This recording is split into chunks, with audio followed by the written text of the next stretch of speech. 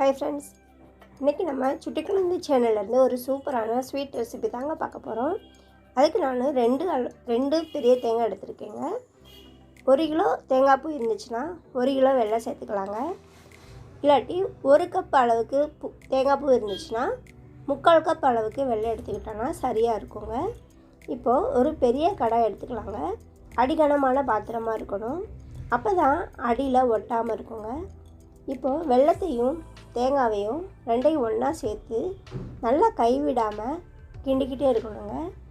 வெல்லம் நல்லா கரைஞ்சி தேங்காவோட கலந்து வருங்க.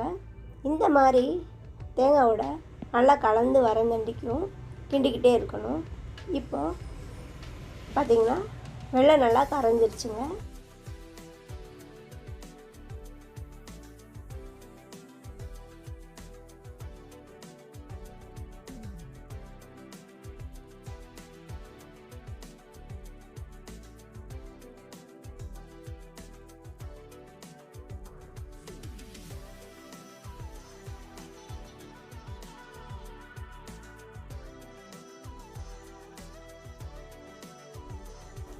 மிட்டாயெல்லாம் இப்படி ஒன்று சேர்ந்து வர டயத்தில் நம்ம இப்போ ஏலக்காய் பொடி சேர்த்துக்கலாங்க.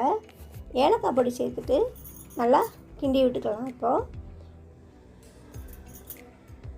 நல்லா கிளறி விட்டே இருக்கணுங்க. இந்த டயத்தில் தான் நம்ம கை விடாமல் கிண்டணுங்க, இல்லாட்டி நல்லா பிடிச்சிரும். இப்போ நம்ம டேஸ்ட்டுக்காண்டி நம்ம வீட்டில் என்ன நட்ஸ் இருக்கோ அது சேர்த்துக்கலாங்க. நான் இப்போது முந்திரி பருப்பு தாங்க அடி சேர்த்துருக்கேன். நீங்கள் முந்திரி பருப்பு உங்களுக்கு அந்த டேஸ்ட்டு பிடிக்கலன்னா நீங்கள் அதை ஸ்கிப் பண்ணிடலாங்க, இது ஆப்ஷனல் தான். இந்த மாதிரி நல்லா திரண்டு வந்துடுச்சுங்க. இப்போ லாஸ்ட்டாக நம்ம நெய் ஊற்றி நல்லா கிண்டிக்கலாங்க. பாருங்கள், இந்த அளவுக்கு நெய் சேர்த்துக்கிட்டேன். நான் நெய் ஊற்றி எல்லாத்தையும் சுற்றிலும் எடுத்து விட்டு கிண்டிக்கிறேங்க. மிட்டாயெல்லாம் பாருங்கள், கிண்டும் போதேவும் நல்லா ஒன்றா சேர்ந்து வருது பார்த்தீங்களா? இந்த அளவுக்கு வந்துச்சுன்னா மிட்டாய் நல்லா இறக்குற பதம் வந்துடுச்சுன்னு அர்த்தங்க.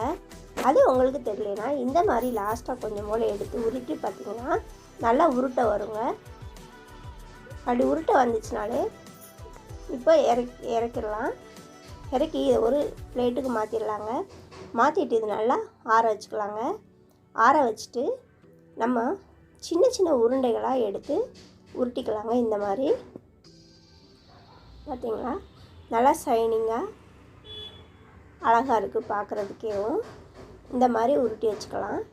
எல்லா உருண்டைகளுமே இந்த மாதிரி உருட்டி வச்சுக்கலாங்க. நம்ம இந்த மாதிரி எல்லா உருண்டைகளையும் உருட்டினதுக்கப்புறம் இதை ஒரு பெரிய பாக்ஸில் போட்டு ஸ்டோர் பண்ணி வச்சுக்கலாங்க.